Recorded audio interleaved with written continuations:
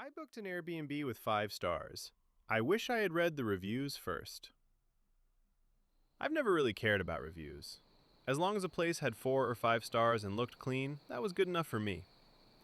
Last October, I had a job interview about 6 hours from home. Hotels were ridiculously expensive because of some local festival, so I booked the cheapest Airbnb I could find. It was a small cabin surrounded by pine trees, about 30 minutes outside the nearest town. The photos looked amazing.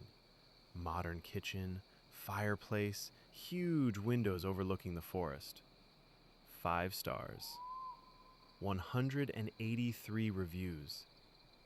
Only $68 a night.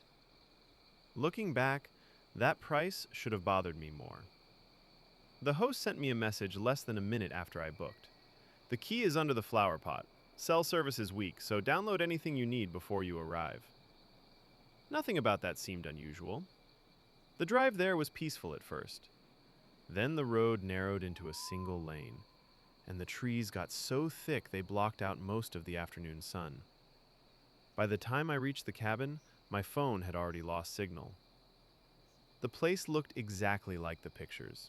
Clean, quiet, almost too quiet. I unpacked, watched a movie, and went to bed earlier than usual because of my interview the next morning. At exactly 2:47 a.m., I woke up to 3 slow knocks on the front door. Not loud, just enough to make sure I heard them. I looked through the window. Nobody. The porch was empty. I figured it was probably a branch or maybe an animal. Eventually, I fell back asleep. The next morning, I stopped at a small diner before my interview. The waitress asked where I was staying. When I told her the road name, her smile disappeared. "The cabin at the end?" I nodded. She hesitated before saying, "People don't usually stay there for long." I laughed and asked if it was haunted. She just looked at me. "No, they just leave." She walked away before I could ask anything else. The interview went well, and I didn't get back to the cabin until just before sunset. As I unlocked the door, I noticed a single muddy boot print on the porch, facing the house. I was sure it hadn't been there that morning. Inside, everything looked normal, except the coffee mug I'd left in the sink was now clean and back in the cabinet. I checked every room. Nothing was missing. Every window was locked from the inside. I messaged the host. "Did someone enter the cabin today?" He replied almost instantly. "No, you're the only person with a key." That answer made me even more uncomfortable. I decided I'd leave first thing in the morning. There was no point driving those mountain roads at night. Around 11, I was lying in bed scrolling through downloaded videos when my phone buzzed. Another message from the host.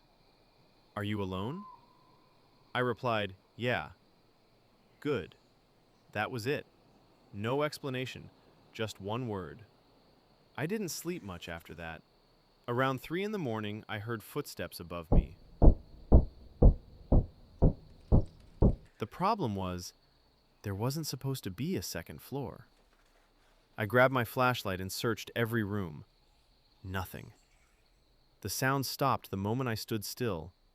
The next morning, I packed my bags before sunrise. As I carried them to the car, I noticed something that made my stomach drop. There were muddy footprints all around the cabin. Hundreds of them. But every single one led toward the house. None led away. I threw my bags into the trunk and reached for the driver's door. Locked. I pressed the unlock button. Nothing. The battery had died overnight. I turned around, hoping maybe the host lived nearby. That's when I saw someone standing inside the cabin, just behind the living room window, watching me. It wasn't the host. It wasn't anyone I'd ever seen before. The figure slowly raised one hand and pointed toward the forest behind me. I turned instinctively. There was nothing there. When I looked back at the window, the figure was gone. I didn't wait another second. I grabbed my backpack and started walking toward the main road. It took almost 4 hours before another car finally passed. I never went back. A week later, I received an email asking me to leave a review for my stay.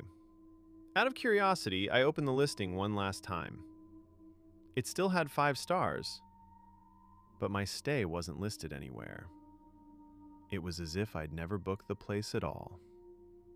I closed the page and never looked at it again. A month later, I searched the address online. The listing was gone. In its place was a news article from years earlier. It mentioned an abandoned cabin in the same area, and the disappearance of a man who claimed someone had been living inside the walls. His body was never found.